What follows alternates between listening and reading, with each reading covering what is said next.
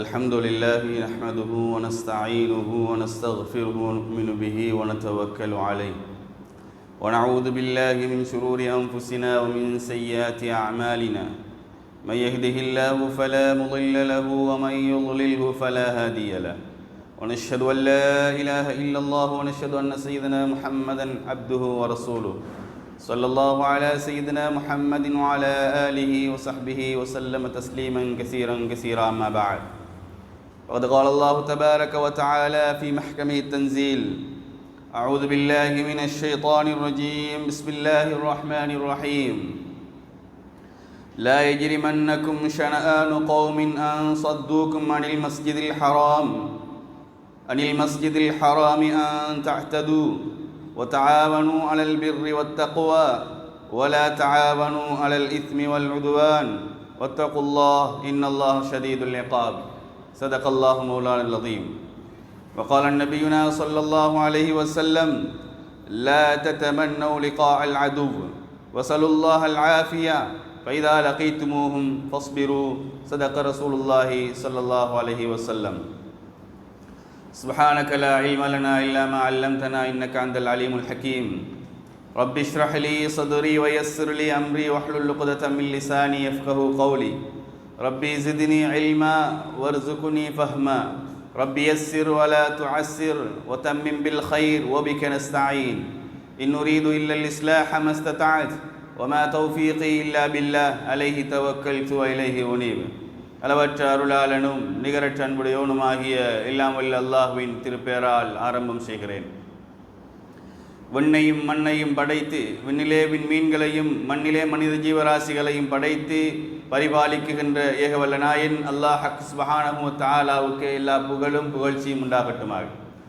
ஸலவாத் என்னும் கருணையும் சலாம் என்னும் ஈடேற்றமும் சாந்தி மதம் ஏந்தி வந்த சத்திய தூதர் சன்மார்க்க போதகர் தாஜுல் மதீனா அஹ்மதே முஸ்தபா அஹ்மதே முஜ்தபா ஸல்லல்லாஹு அலைஹி வஸல்லம் அவர்கள் மீதும் அன்னாரை பின்துயர்ந்த உத்தம சஹாபாக்கள் தாபிஊன்கள் தாபிஈன்கள் இறைநேசர்கள் கியாமத் பரிவந்தம் யார் யாரெல்லாம் அவர்கள் சொன்ன மொழியினை நடந்த வழியினை பின்பற்றி வாழ்கிறார்களோ அத்தனை பேர் வீதும் என்றென்றும் நின்று நிலவட்டுமாகுக. புனிதமிக்க ஜும்ஆவுடைய கடமையை நிறைவேற்றுவதற்காக அல்லாஹுடைய மாளிகைக்கு சமூகம் தந்திருக்கின்ற அல்லாஹ்வின் அடியார்களே, அருமை சகோதரர்களே, அல்லாஹ் சுப்ஹானஹு வ தஆலா எமது வாழ்க்கையில் என்னென்ன விடயங்களை எல்லாம் எடுத்து நடக்கும்படி ஏவியிருக்கிறானோ அந்த விடயங்களை எடுத்து நடக்கும்படி, எந்த விடயங்களை தவிர்ந்து கொள்ளும்படி கட்டளையிட்டு இருக்கிறானோ அந்த விடயங்களை தவிர்ந்து கொள்ளும்படியும் முதற்கண் எனக்கும் என் குடும்பத்தினர்களுக்கும் அப்பால் உங்களுக்கும் வசியத் என்னும் நல்ல உபதேசம் செய்து கொள்கின்றேன். அல்லாஹ் தௌஃபீக் செய்வானாக. கண்ணியமிக்க அல்லாஹ்வின் அடியார்களே, அருமை சகோதரர்களே, இன்று நாம் நம் நாட்டின் சமூக வலைத்தளங்களை திறந்தால் நம் எல்லோரையும் கவலையிலும் அதே நேரத்திலே சிந்தனையிலும் ஆழ்த்துகின்ற பல சம்பவங்களை நாங்கள் கடந்த ஒரு வாரமாக பார்க்கிறோம். பாத யாத்திரை சென்றவர்களுடன் சென்ற ஒரு நாய்க்கு காலால் எட்டி உதைத்த ஒரு முஸ்லீம் இளைஞனையும் அதற்கு எதிர்வினையாட்ட வேண்டும் என்று நம் உயிரிலும் மேலான கண்மணி நாயகம் ஸல்லல்லாஹு அலைஹி வஸல்லம் அவர்களை பற்றி மிகவும் கீழ்த்தரமான ஒரு வார்த்தையை பேசிய ஒரு மாற்று மத இளைஞன். இந்த இரண்டு பேருக்கு மத்தியிலும் பார்ப்பதற்கு ஒரு சிறிய விலங்காக இருந்தாலும் வேட்டையாடக்கூடிய பெரிய மிருகங்கள், சிங்கம் புலி போன்ற மிருகங்களே போவதற்கு அஞ்சி பயப்படுகின்ற ஒரு முள்ளம்பன்றி, போக்கிபாயிண்ட் என்று சொல்வார்கள், முள்ளம்பன்றியை மடியிலே வைத்து உணவு ஊட்டிய ஒரு சிறிய சிறுமி. இந்த மூன்று சம்பவங்களையும் கடந்த வாரங்களாக நாம் கண்டு வருகிறோம். இந்த மூன்று சம்பவங்களும் நம் சமூகத்துக்கு ஒரு மாபெரும் பாடத்தை சொல்லித் தருகிறது. முஸ்லிம் இளைஞன் இரக்கம் காட்டுங்கள், அன்பு காட்டுங்கள் என்கின்ற பெருமானாரின் போதனையை மறந்து போனான். மாற்று மத இளைஞன் முஸ்லிம்களிடத்திலே பெருமானாருக்கு எந்த அளவு அந்தஸ்தும் மரியாதையும் இருக்கிறது, கண்ணியம் இருக்கிறது என்பதை அறியாமல் தவறான ஒரு பதிவை இட்டதனால் அவன் சிறைக்கு போனான். இந்த ரெண்டையுமே படிக்காமல் ஒரு 4 அல்லது 5 வயது சிறுமி பெருமானாரை பற்றியும் தெரியாது, பெருமானாரின் போதனையும் பற்றி தெரியாது. அந்த சிறுமியுடைய உள்ளத்திலே இருந்த அன்பும் இரக்கமும் மாத்திரம் அந்த ஒரு முள்ளம்பன்றியை தன் மடியிலே வைக்குகின்ற அளவுக்கு வளைத்து போட்டது. அது அந்த சிறுமி இன்று சமூக வலைத்தளங்களிலே உதாரணமாகி போனார். ஒருவருக்கு பெருமானாரின் போதனை தெரியாமல் போனது, ஒருவருக்கு பெருமானாரை பற்றி தெரியாமல் போனது. ஆனால் இது ரெண்டையுமே தெரியாத ஒரு சிறுமி இன்று சமூக வலைத்தளங்களிலே உதாரணமாகி போகிறார். மேற்சொன்ன இரண்டு நாகரிகமற்ற செயல் அல்லது அநாகரிகமான செயல், இரண்டு சம்பவங்களும் தனித்தனியானவைகள் அல்ல. இவை இன்றைய சமூகத்திலே மனித நேயம், மரியாதை, சகிப்புத்தன்மை, பரஸ்பர மரியாதை எந்த அளவுக்கு சீர்குலைந்து போயிருக்கிறது அல்லது நலிவடைந்து போயிருக்கிறது அல்லது இல்லாமல் போயிருக்கிறது என்பதை காட்டுகின்ற கண்ணாடிகள் அவைகள். இங்கே நாம் மிகவும் தீவிரமாக சிந்திக்க வேண்டிய, அதுவும் நிதானமாக சிந்திக்க வேண்டிய ஒரு கடமைப்பாட்டுக்குள்ளே இருக்கிறோம். உணர்ச்சி வசப்படுதலும் வெறுப்பான உரைகளை பரப்புவதும் ஒருபோதும் ஒரு நாகரிகமான சமூகத்தை உண்டாக்காது. ஒரு மனிதனுடைய தவறுக்கு இன்னொரு மனிதனை சுட்டி காட்டுவது அல்லது இன்னொரு மனிதனுடைய மார்க்கத்தை இழுத்து பேசுவது ஒரு நாளும் தீர்வாகாது. எனக்கு ஒருவரோடு சண்டை இருந்தால் நான் அவரோடு தான் அதை தீர்த்து கொள்ள வேண்டும். அவருடைய தாயை அல்லது தந்தையை, மனைவியை அல்லது அவருடைய குடும்பத்தை, அவருடைய நாட்டை, அவருடைய ஊரை, அவர் பின்பற்றுகின்ற மார்க்கத்தை இழுத்தால் அந்த சண்டை, அந்த பிரச்சனை சுமூகமாக ஒரு நாளும் முடியாது. அது பிரச்சனை இன்னும் வலுவாகிக் கொண்டே தான் போகும். அதனால தான் ஒரு சமூக கட்டமைப்பிலே இளைஞர்களுடைய பங்கு, இளைஞர்கள் எவ்வாறு வழிநடத்தப்பட வேண்டும், அவர்களுக்குள்ளே மனிதநேயம் எப்படி உருவாக்கப்பட வேண்டும், எங்களுக்கு வழிகாட்டிய பெருமானார் ஸல்லல்லாஹு அலைஹி வஸல்லம் அவர்கள் மனிதநேயம் என்றால் என்ன, மனிதநேயம் எப்படி வளர்க்கப்பட வேண்டும், முஸ்லீம் சமூகத்தோடு அவர்கள் எப்படி வளர்ந்தார்கள், மனிதநேயத்தை வளர்த்தார்கள், மாற்று மத சமூகத்தோடு எப்படி நடந்து கொண்டார்கள் என்பதையெல்லாம் ஒரு சுருக்கமாக இந்த நேரத்திலே குறிப்பிடுவது காலத்துக்கு பொருத்தம் என்று நினைக்கிறேன். எங்களுடைய மனிதநேயம் எப்படி என்றால், இரக்க சுபாவம் எப்படி என்றால், சந்தர்ப்பம் வருகின்ற பொழுது அதனை நாங்கள் பாவிப்போம். யானைக்கு ஒரு காலம் வந்தால் பூனைக்கு ஒரு காலம் வரும் என்று சொல்வார்கள். எனக்கு வாய்ப்பும் வசதியும் சந்தர்ப்பமும் வருகின்ற பொழுது நான் உன்னை கவனித்துக் கொள்வேன். யாரோடு எங்களுக்கு மனக்கசப்பு இருந்தால் அந்த மனக்கசப்பை நாங்கள் அவ்வாறு தான் தீர்த்து கொள்வோம்.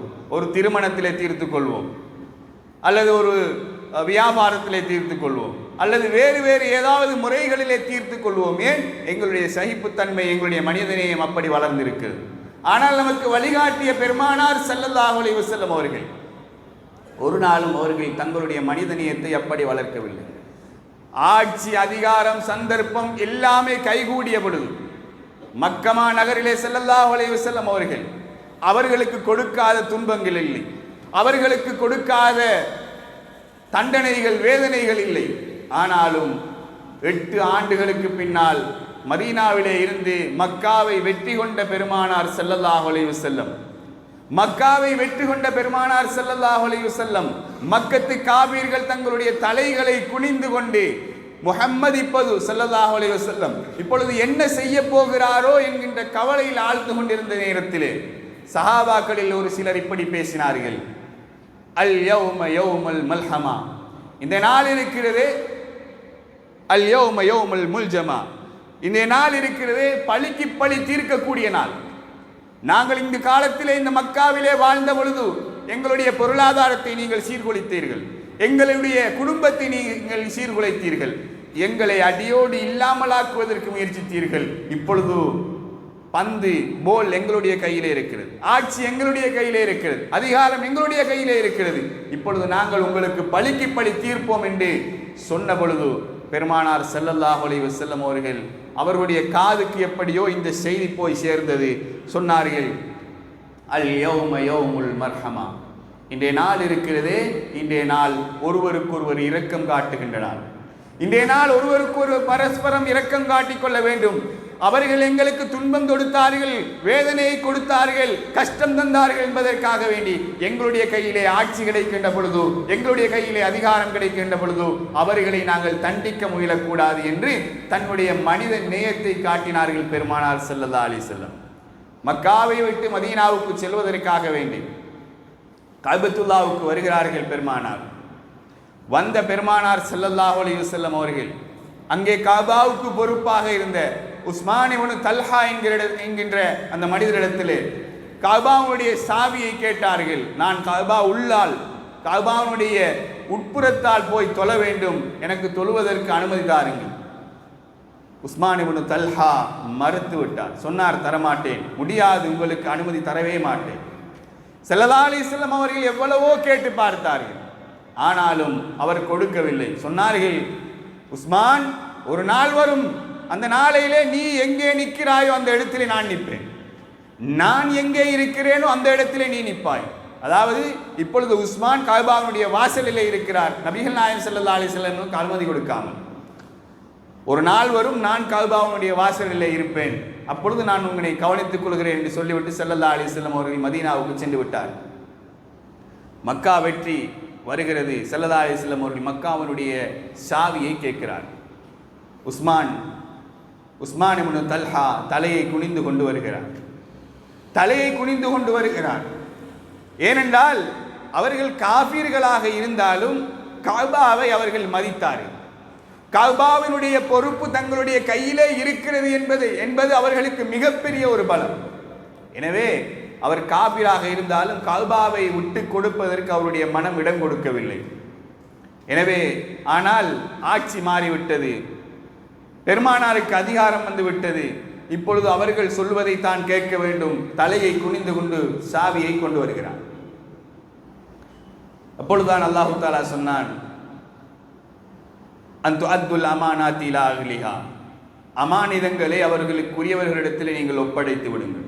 ஸல்லல்லாஹு அலைஹி வஸல்லம் அவர்கள் சாவியை உஸ்மான் இப்னு தல்ஹாவுடைய கையிலே கொடுத்து சொன்னார்கள், காலாகாலம் இது உங்களுடைய கையிலே இருக்கும், உங்களுடைய பரம்பரை தான் இதனை பாதுகாக்கும், ஹாலிதத்தன், நிரந்தரமாகவே இது உங்களுடைய கையிலே இருக்கும் என்று பெருமானார் ஸல்லல்லாஹு அலைஹி வஸல்லம் அவர்கள் சொல்லிவிட்டு சொன்னார்கள், இதை அநியாயக்காரன் மாத்திரம்தான் உங்களிடத்திலே இருந்து பறித்தெடுப்பான் என்று பெருமானார் ஒரு எச்சரிக்கையும் செய்தார்கள். அவ்வளவு அதிகாரம் மிக்க ஒரு தலைவர் தங்களுடைய மிகப்பெரிய அல்லாஹ்வுடைய ஆலயம் என்று வர்ணிக்கப்படக்கூடிய கஅபாவுடைய சாவியை கூட வாங்காமல் ஒருவருடைய கையிலே, யாரிடத்திலே இருந்ததோ அவருடைய கையிலே கொடுத்து தன்னுடைய மனித நேயத்தை நிரூபித்து காட்டியவர்கள் ஸல்லல்லாஹு அலைஹி வஸல்லம். அதனால் தான் சொன்னார்கள், இர்ஹமு மன் ஃபில் அர்த் யர்ஹமுக்கும் மன் ஃபிஸ் ஸமா, நீங்கள் பூமியிலே இருக்கக்கூடிய மனிதர்களோடு, மிருகங்களோடு, பூமியினுடைய படைப்புகளினோடு நீங்கள் இரக்கம் காட்டுங்கள். யர்ஹமுக்கும் மன் ஃபிஸ் ஸமா, வானத்திலே இருக்குகின்ற மலக்குமார்கள், வானத்திலே இருக்குகின்ற அத்தனை படைப்புகளும் உங்கள் மீது இரக்கம் காட்டும் என்று ஸல்லல்லாஹு அலைஹி வஸல்லம் அவர் சொன்னார். எங்களுக்கு தாயிஃப் நகரத்துடைய வரலாறு தெரியும். தாயிஃப் நகரத்துடைய வரலாறு எங்களுக்கு நிறைய கேள்விப்பட்டிருக்கிறோம். பெருமானார் ஸல்லல்லாஹு அலைஹி வஸல்லம் அவர்கள் அங்கு சென்ற பொழுது கல்லால் அடித்து, சிறுவர்களை கொண்டு ஏவி பெருமானாரை காயப்படுத்தி அந்த மக்கள் தாயிஃப் நகரத்தை விட்டு வெளியேற்றினார்கள். 2 மலக்குமார்களோடு வருகிறார்கள். அது ஜிப்ரீல் அலைஹிஸ்ஸலாம். கேட்டார்கள், யா ரசூலல்லாஹ், இந்த தாயிஃப் நகர மக்கள் 2 மலைகளுக்கு மத்தியிலே இருக்கிறார்கள், நான் அந்த மலைகளுக்கு பொறுப்பான மலக்கோடு வந்திருக்கிறேன், நீங்கள் ஒரு வார்த்தை சொன்னால் 2 மலைகளையும் சேர்த்து இவர்களை நான் அழித்து விடுவேன் என்று அது ஜிப்ரீல் அலைஹிஸ்ஸலாம் அவர்கள் கேட்ட பொழுது பெருமானார் இரத்தம் வடிந்து கொண்டிருக்கிறது. சொன்னார்கள், அல்லாஹும்ம ஃபிர் லிகௌமி ஃபஇன்னஹும் லா யஅலமூன், யா அல்லாஹ், இந்த கூட்டத்தாரை, இந்த தாயிஃப் நகர மக்களை நீ மன்னிப்பாயாக, இவர்கள் இந்த தவறை அநியாயம் தெரியாமல் செய்து கொண்டிருக்கிறார்கள். ஒரு காலத்திலே இவர்கள் இந்த மார்க்கத்தை ஏற்றுக்கொள்ளாவிட்டாலும் ஒரு நாள் அவர்களுடைய குழந்தைகள், அவருடைய பிச்சலங்கள் இந்த மார்க்கத்தை ஏற்றுக்கொள்வார்கள் என்று பெருமானார் ஸல்லல்லாஹு அலைஹி வஸல்லம் அவர்கள் அந்த இடத்திலே அந்த தாயிஃப் வாசியர்களுக்கு அவர்கள் அடித்த அடியினால் முகத்திலே இருந்து இரத்தம் வடிந்து கொண்டிருக்கிறது, அவர்களுக்காக துஆ செய்தவர்கள் பெருமானார். இந்த மனித நேயம் ஏன் எங்களிடத்திலே இல்லாமல் போனது? இந்த மனித நேயத்தை ஏன் நாங்கள் எங்களுடைய வாழ்க்கையிலே கடைபிடிக்காமல் இருக்கிறோம்? இந்த மனித நேயம் இஸ்லாத்தை மக்கள் விளங்குவது இஸ்லாமியர்களை பார்த்து தானே தவிர இஸ்லாத்தை படித்தல்ல. ஆனால் இஸ்லாத்துக்கு வந்தவர்கள் என்ன சொல்லுகிறார்கள் தெரியுமா? நாங்கள் இஸ்லாமியர்களை பார்த்திருந்தால் ஒரு நாளும் இஸ்லாத்துக்கு வந்திருக்க மாட்டோம். அவ்வளவு மோசமான அனைத்து குணங்களும் எங்களிடத்திலே தான் இருக்கிறது. கந்தக் யுத்தம் நடைபெறுகிறது. எங்களுக்கு தெரியும், மதீனாவை சுற்றி அகழி குழி தோண்டப்படுகிறது. எதிரிகள் வருகிறார்கள் யுத்தம் செய்வதற்காக வேண்டி. அவர்களுடைய குதிரையிலே இருந்து அடுத்த பகுதிக்கு வருவதாக இருந்தால் பாய்ந்துதான் வர வேண்டும். அவ்வளவு பெரிய ஆழமான குழி தோண்டப்பட்டிருக்கு. அதிலே இருந்து வந்த ஒரு தலைவர், அவர் ஒரு வேகத்திலே தன்னுடைய குதிரையை இருந்து பாய்வதற்கு முயற்சிக்கிறார். ஆனால் தவறுதலாக அவர் கீழே விழுந்து இறந்து விடுகிறார். இறந்து இருக்குகின்ற இடம் சரியாக முஸ்லிம்கள் இருக்குகின்ற இடம். இப்பொழுது அந்த தலைவரை மீட்டெடுக்க வேண்டும், அவருடைய அந்த உடம்பை எடுக்க வேண்டும். எதிரிகளிலே இருக்கின்ற படையினுடைய தளபதி பெருமானாருக்கு ஒரு தூது அனுப்புகிறார். எங்களுடைய தலைவர் தவறுதலாக வேகமாக விழுந்து கந்தக்குனுடைய குழியிலே விழுந்திருக்கிறார். அவருடைய உடம்பு முஸ்லீம்களுடைய பகுதியிலே தான் இருக்கிறது. முஸ்லீம்களிலே இருந்து யாராவது இறங்கி எடுத்தால் தான் எடுக்க முடியும். எனவே அந்த உடம்பை எங்களுக்கு எடுத்து தாருங்கள் என்று பெருமானாரிடத்திலே கேட்ட பொழுது, எதிரிக்கு எதிரி மோத வேண்டும் உயிர் அச்சத்திலே இருக்கின்ற பொழுதும் கூட பெருமானார் ஸல்லல்லாஹு அலைஹி வஸல்லம் அவர்கள் சஹாபாக்களை அந்த குழிக்குள்ளே இறக்கி அந்த தலைவனுடைய உடம்பை எடுத்து காபிர்களிடத்திலே ஒப்படைத்தார். எவ்வளவோ செய்ய முடியும். அவருடைய உடம்பை வைத்து பேரம் பேசலாம், அவருடைய உடம்பை வைத்து பணம் கேட்கலாம், சொத்து கேட்கலாம், எத்தனையோ கேட்டிருக்கலாம். ஆனால் எதுவுமே கேட்கக்கூடாது. யுத்தத்திலே மனித நேயம் வேறு, யுத்தம் வேறு என்று பிரித்து காட்டியவர்கள் பெருமானார் ஸல்லல்லாஹு அலைஹி வஸல்லம். அதனால் தான் சொன்னார்கள், லா தத்தமன்னு லிகாஅல் அதுவ். நீங்கள் யுத்தத்துக்கு செல்லுகின்ற பொழுது ஒரு யுத்த தளபதி பெருமானார் எப்படி சொல்லுகிறார் தெரியுமா? நீங்கள் யுத்தத்துக்கு செல்லுகின்ற பொழுது நீங்கள் காபீர்களை கொல்ல வேண்டும் என்ற எண்ணத்திலே செல்ல வேண்டாம். அவர்களை நேருக்கு நேர் மோதி அவர்களை கொலை செய்ய வேண்டும் என்ற எண்ணத்திலே நீங்கள் செல்ல வேண்டாம். எந்த தளபதி யுத்தத்துக்கு இப்படி சொல்லுவார்? பெருமானார் சொன்னார்கள், ஒருவேளை அவர்களோடு யுத்தம் செய்ய வேண்டும் என்ற நிர்பந்தம் ஏற்பட்டு விடுமானால் நீங்கள் அவர்களோடு நேருக்கு நேர் மோதுங்கள், மோதி அவர்களோடு நீங்கள் யுத்தம் செய்யுங்கள். பெண்களையும் சிறுவர்களையும் மரங்களையும் நீங்கள் வெட்டிவிட வேண்டாம், கொண்டு விட வேண்டாம் என்று பெருமானார் ஸல்லல்லாஹு அலைஹி வஸல்லம் அவர்கள் ஒரு யுத்தத்திலே கூட தன்னுடைய மனித நேயத்தை வெளிப்படுத்தி காட்டினார்கள். என்றால் அவர்களை பின்பற்றுகின்ற சமுதாயம் நாம் எங்களுடைய மனித நேயம் எப்படி அமைய வேண்டும், எப்படி இருக்க வேண்டும் என்று ஒரு கணம் சிந்தித்து பார்க்க வேண்டும். வஹ்சின் கமா அஹ்ஸனல்லாஹு இலைக். அல்லாஹ் உங்களோடு எப்படி இணக்கமாக நடந்து கொள்கிறானோ அதுபோன்று நீங்களும் அவனோடு நடந்து கொள்ளுங்கள், மக்களோடு நீங்களும் நடந்து கொள்ளுங்கள். வலா தப்கில் ஃபஸாத ஃபில் அர்த். பூமியிலே நீங்கள் குழப்பம் செய்வதற்கு நீங்கள் எண்ண வேண்டாம், குழப்பம் செய்வதற்கு முயற்சிக்க வேண்டாம் என்று அல்லாஹு தஆலா திருமறையிலே சொல்லுகிறான். லா கைர ஃபீமன் லா யலிஃப் வலா யுலஃப். எந்த ஒரு முஃமின் என்பவன் ஒரு இரக்க சிந்தனையாளன், இரக்கமுடையவன், அவனுடைய உள்ளத்திலே இரக்கம் இருக்கும். யார் இரக்கம் காட்டவில்லையோ, யார் லா கைர ஃபீமன் லா யலிஃப், யார் நேசிப்பதும் இல்லை, மக்களால் நேசிக்கப்படுவதும் இல்லை. சிலருடைய பண்பு அப்படி இருக்கும். அவர்கள் யாரை பார்த்தாலும் பேச மாட்டாங்க, சிரிக்க மாட்டாங்க. அவர்களை யார் பார்த்தாலும் பேசுறதும் இல்லை, சிரிக்கிறதும் இல்லை. அப்படியான சில பண்புள்ளவர்கள் இருக்கிறார்கள். ஸல்லல்லாஹு அலைஹி சொன்னார்கள், இப்படியான மனிதர்களிடத்தில் எந்த நலவும் கிடையாது. ஒரு மனிதனை கண்டால், ஒரு முஃமினை கண்டால், ஒரு முஸ்லிமை கண்டால், அவன் தெரிந்தவனாக இருந்தாலும் சரி, தெரியாதவனாக இருந்தாலும் சரி, குறைந்தபட்சம் ஒரு அஸ்ஸலாமு அலைக்கும் என்றாவது நாம் சொல்ல வேண்டும். ஆனால் இந்த பண்பு கூட எங்களுடைய சமூகத்திலே இப்பொழுது உருவாகாமல் எவ்வளவோ தூரத்துக்கு நாங்கள் சென்று விட்டோம் என்றால் ஒரு காலம் நாம் சிந்தித்து பார்க்க வேண்டும், எவ்வளவு மோசமான ஒரு காலத்திலே நாம் வாழ்ந்து கொண்டிருக்கிறோம். பெருமானார் ஸல்லல்லாஹு அலைஹி வஸல்லம் அவர்கள் நபியாக பிரகடனம் செய்கிறார்கள். அவர்களுக்கு நுபுவத்து கிடைத்து நபியாக பிரகடனம் செய்கின்ற பொழுது பெருமானாருடைய 2 மகள்மார்களை திருமணம் செய்திருந்த அபூஜஹலுடைய குடும்பத்திலே இருந்த 2 வாலிபர்கள் திருமணம் செய்திருந்தார். இப்பொழுது ஸல்லல்லாஹு அலைஹி வஸல்லம் அவர்களுக்கு நபித்துவம் கிடைக்கிறது. இப்பொழுது உலகத்திலே அல்லாஹ் மாத்திரம்தான் இறைவன், அல்லாஹ்வை தவிர வேறு கடவுள் இறைவன் கிடையாது என்று அந்த காபிர்களுக்கு மத்தியிலே பிரச்சாரம் செய்த பொழுது பெருமானார் ஸல்லல்லாஹு அலைஹி வஸல்லம் அவர்களுடைய உள்ளத்தினால் அவர்களை கவலையுறச் செய்வதற்காக வேண்டி அபூஜஹலிடத்திலே கொஞ்சம் பேர் போய் பெருமானார் முஹம்மது இப்படி சொல்லுகிறார், எனவே அவர்களுடைய 2 மகள்மார்களையும் அவர்களை வாளாவட்டியாக வீட்டுக்கு அனுப்பிவிடுங்கள். எப்பொழுதுமே ஒரு தந்தை தன்னுடைய மகள் இன்னொரு இடத்திலே நன்றாக வாழுகிறாள் என்றால் அவருடைய உள்ளத்திலே சந்தோஷம் இருக்கும். வாழாமல் அவள் வந்து வீட்டிலே இருக்கிறாள், திருமண முறிவு ஏற்பட்டிருக்கிறது, கணவன் வீட்டிலே இருந்து கோவித்துக் கொண்டு வருகிறாள் என்றால் தந்தையுடைய உள்ளம் எப்பொழுதுமே அந்த எண்ணத்தை அந்த சஞ்சலத்திலே தான் இருக்கும். எனவே பெருமானார் ஸல்லல்லாஹு அலைஹி வஸல்லம் அவர்களை இப்படி அதாவது எமோஷனல் டேமேஜ் செய்வதற்காக வேண்டி முயற்சிக்கிறார். அபூஜஹில் அந்த பேச்சை கேட்டு உடனே என்ன செய்கிறார், பெருமானார் ஸல்லல்லாஹு அலைஹி வஸல்லம் உடைய 2 மகள்மார்களையும் வீட்டுக்கு அனுப்பி விடுகிறார். அபுல் அப்பாஸ் இப்னு ரபியா, காபிர்களிலே மிகவும் பிரபலமான ரபியா என்பவருடைய வீட்டிலும் பெருமானார் ஸல்லல்லாஹு அலைஹி வஸல்லம் அவர்கள் தங்களுடைய ஸைனப் என்கின்ற மகளை ரலியல்லாஹு அன்ஹா அவர்களை திருமணம் முடித்து கொடுத்தார். அபுல் ஆஸ் என்பவருக்கு திருமணம் முடித்து கொடுத்தார். இப்பொழுது நேராக வந்து அபூஜஹலுடைய வீட்டிலே அவர்கள் செய்த சூழ்ச்சி பழித்ததனால் ரபியா அவர்களுடைய வீட்டுக்கு வருகிறார்கள். வந்து சொன்னார்கள், அபூஜஹல் இப்படி செய்திருக்கிறார், முஹம்மது இப்படி எங்களுடைய கடவுள்களை மறுக்க சொல்லுகிறார், ஏற்றுக்கொள்ள வேண்டாம் என்று சொல்லுகிறார், எனவே அவர்களுக்கு ஒரு பாடம் புகட்ட வேண்டும், அவர்களுடைய மகளை நீங்கள் அபூஜஹல் அனுப்பிவிட்டார், நீங்களும் அனுப்பி விடுங்கள் என்று ரபியாவிடத்திலே அபுல் ஆஸ் இப்னு ரபியாவிடத்திலே சொன்ன பொழுது அவர் சொன்னார், கொள்கை வேறு வாழ்க்கை வேறு. தெளிவாக பேசினார். கொள்கை வேறு வாழ்க்கை வேறு.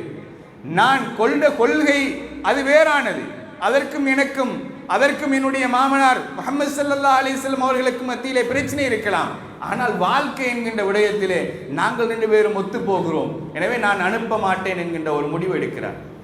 இந்த செய்தி பெருமானார் ஸல்லல்லாஹு அலைஹி வஸல்லம் அவர்களுக்கு கேள்விப்படுகிறது. இவர்களுக்கு ஏதாவது நலவு செய்ய வேண்டும் என்று பெருமானார் நினைத்தார்கள். பத்ர் யுத்தத்திலே அபுல் ஆஸ் ஒரு கைதியாக வருகிறார், ஒரு கைதியாக பிடிக்கப்படுகிறார். இப்பொழுது கைதிகள் விடுதலை செய்யப்பட வேண்டுமாக இருந்தால் பிணைத்தொகை கொடுத்து விடுவிக்கப்பட வேண்டும். அபுல் ஆஸ் பிணைத்தொகையாக கொடுத்தார், ஒரு முத்து மாலையை கொடுக்கிறார். பெருமானார் ஸல்லல்லாஹு அலைஹி வஸல்லம் அந்த மாலையை பார்த்து விட்டு தேம்பி அழுதார்கள்.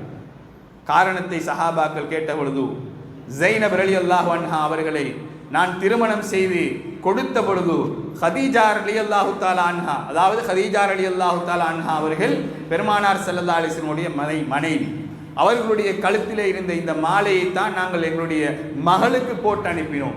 இப்பொழுது அந்த மாலை பிணைத்தொகையாக இந்த இடத்துக்கு வந்திருக்கிறது. இதை நான் பிணைத்தொகையாக பெற்றால் இது அரசாங்கத்துக்கு சென்றுவிடும், எனவே நீங்கள் எல்லோரும் எனக்கு அனுமதி தர வேண்டும், நான் அபுல் ஆசை பிணைத்தொகை இல்லாமல் விடுவிக்கப் போகிறேன். பெருமானார் சொன்னால் சஹாபாக்கள் ஒரு நாளும் மறுத்து பேச மாட்டார்கள். எனவே அபுல் ஆஸுக்கு பெருமானார் அன்றொரு நாள் தன்னுடைய மகளை அனுப்ப மாட்டேன், நான் வாழ்க்கை வேறு கொள்கை வேறு என்று இருந்த அந்த அபுல் ஆஸுக்கு பெருமானார் யுத்த கைதியாக வந்த அபுல் ஆஸுக்கு ஒரு நன்றி கடனை செய்தார்கள் என்றால் எந்த அளவுக்கு இஸ்லாம் ஒரு மனித நேயத்தை போற்றுகிறது என்று நாங்கள் சிந்தித்து பார்க்க வேண்டும். நமக்கெல்லாம் தெரிந்த ஒரு வரலாறு தான். அப்துல்லாஹ் இப்னு உபை இப்னு சலூல் முனாபிக்கினுடைய தலைவர் இறந்து போகிறான், மரணித்து விடுகிறான். அவருடைய மகன் அப்துல்லா ரலியல்லாஹு அன்ஹு வருகிறார்கள். பெருமானார் ஸல்லல்லாஹு அலைஹி வஸல்லம் இடத்திலே வந்து, யா ரசூலல்லாஹ், என்னுடைய தந்தை மரணித்து விட்டார், அவரை கஃன் செய்ய வேண்டும், அதற்காகவே உங்களுடைய ஆடை ஒன்றை எனக்கு தாருங்கள் என்று கேட்ட பொழுது ஆடையை ஸல்லல்லாஹு அலைஹி வஸல்லம் தன்னுடைய ஜுப்பாவை கழட்டி கொடுக்கிறார். கொஞ்ச நேரத்திலே வந்து சொல்லுகிறார், என்னுடைய தந்தைக்கு நீங்கள் தான் தொழுகை நடாத்துவர். பக்கத்திலே உமர் ரலியல்லாஹு அன்ஹு அவர்கள் இருக்கிறார்கள். ஸல்லல்லாஹு அலைஹி வஸல்லம் அவர்கள் எழுப்பி விட்டார்கள் போவதற்காக. உமர் ரலியல்லாஹு அன்ஹு அவர்கள் ஸல்லல்லாஹு அலைஹி வஸல்லம் ஜுப்பாவை பிடித்து இழுக்கிறார்கள். ஒரு முனாஃபிக்குக்கா நீங்கள் தொலைவிக்க போகிறீர்கள்? பெருமானார் இரக்க சிந்தனை உள்ள நபி போவதற்கு முயற்சிக்கிறார்கள். அந்த நேரத்திலே தான் அல்லாஹ் தஆலா சொன்னான், வலா துஸல்லி அலா அஹதிம் மின்ஹும் மாத அபதா வலா தகும் அலா கப்ரி. யார் முனாஃபிக்காக மரணித்தாரோ, யார் காபிர்களாக மரணிக்கிறார்களோ அவர்களுக்கு நீங்கள் தொழுகை நடத்த வேண்டாம், அவருடைய கபருக்கு பக்கத்திலே நீங்கள் செல்ல வேண்டாம் என்று ஸல்லல்லாஹு அலைஹி வஸல்லம் அவர்களுக்கு தடை உத்தரவு வழங்குகிறார். ஆனால் நாம் ஒன்றை சிந்திக்க வேண்டும். அவரை கஃன் செய்வதற்காக வேண்டி ஸல்லல்லாஹு அலைஹி வஸல்லம் அவர்கள் தன்னுடைய ஜுப்பாவை கொடுத்திருந்தார். இதனை அல்லாஹ் தஆலா கண்டிக்கவில்லை. ஏன் ஸல்லல்லாஹு அலைஹி வஸல்லம் அவர்கள் கொடுத்தார்கள் தெரியுமா?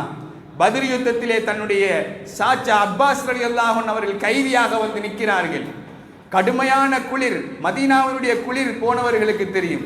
கடுமையான குளிர் நேரத்தில் அவர்களை போத்துவதற்கு ஒரு போர்வை இருக்கவில்லை.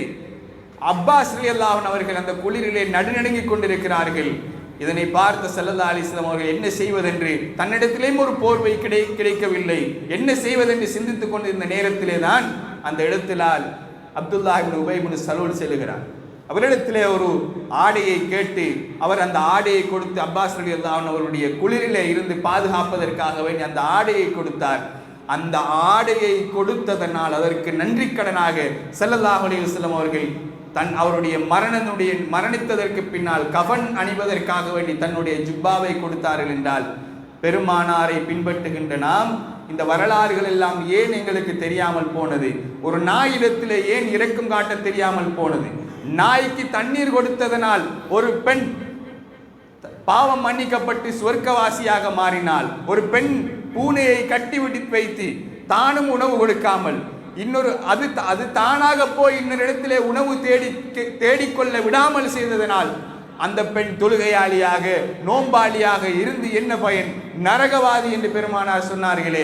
மனிதர்களிடத்திலே மட்டுமல்ல, மிருகங்களிடத்திலும் எங்களுடைய இந்த இரக்க சிந்தனை வர வேண்டும், நாம் அன்பு காட்ட வேண்டும் என்பதுதான் என்னுடைய ஹுத்பாவுடைய சுருக்கமாக இருந்து கொண்டிருக்கிறது. இன்று எனவே உலகம் தொழில்நுட்பத்திலே எவ்வளவு முன்னேறினாலும் மனிதாபிமானத்தில், மனித நேயத்தில் பின்னோக்கி சென்று கொண்டிருக்கிறது. இது நம் நாட்டுக்கும் நம் சமூகத்துக்கும் ஒரு ஆரோக்கியமான ஒரு முடிவல்ல. வளர்ந்து வருகின்ற இளைஞர் சமுதாயம் அன்பு, பண்பு, இரக்கம், மனிதாபிமானம், மனித நேயத்தில் அவர்கள் இஸ்லாத்தின் அடையாளமாக இருக்க வேண்டும் என்பதை அடையாளமாக திகழ வேண்டும் என்பதை நாங்கள் உணர்ந்து கொள்ள வேண்டும். அதற்கான முழு ஆதரவையும் உலமாக்கள், பள்ளி நிர்வாகிகள், ஊர் நலன் விரும்பிகள் செய்து அந்த இல்லாமல் போன அந்த மனிதாபிமானத்தை மீட்டெடுக்க வேண்டும். அதற்கான முழு விடயங்களும் பள்ளி வாயிலின் மூலமாக, நிர்வாகத்தின் மூலமாக, உலமாக்களின் மூலமாக, சமூக நலன் விரும்பிகள் மூலமாக நடாத்தப்பட வேண்டும். அதே போன்று பெருமானார் ஸல்லல்லாஹு அலைஹி வஸல்லம் மதிப்பையும் மரியாதையும் தெரியாமல் தவறுதலாக ஒரு வலையதளத்திலே பதிவிட்ட அந்த இளைஞன் அவசரமாக அவர் மன்னிக்கப்பட்டு விடுவிக்கப்பட வேண்டும். அவர் வந்ததற்கு பின்னால் இஸ்லாத்தை தெரிந்து, இஸ்லாத்தை கற்று அவரும் ஒரு இஸ்லாமியவராக மாற வேண்டும் என்கின்ற உயர்ந்த துஆவோடு என்னுடைய உரையை நான் முடித்துக் கொள்கின்றேன். அல்லாஹு தஆலா எங்கள் அனைவருக்கும் தௌஃபீக் செய்வானாக. யா அல்லாஹ் எங்களுடைய பாவங்களை மன்னிப்பாயாக. யா அல்லாஹ் நாங்கள் அறிந்தும் அறியாமலும் தெரியாமலும் செய்த பாவங்களை மன்னிப்பாயாக.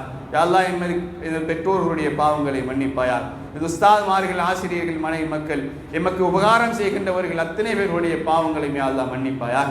யா அல்லாஹ் இந்த ஊரையும் இந்த ஊர் மக்களையும் யா அல்லாஹ் நீ பொருந்திக் கொள்வாயாக. ஆஹிர் தஅவானா அல்ஹம்துலில்லாஹி ரப்பில் ஆலமீன்.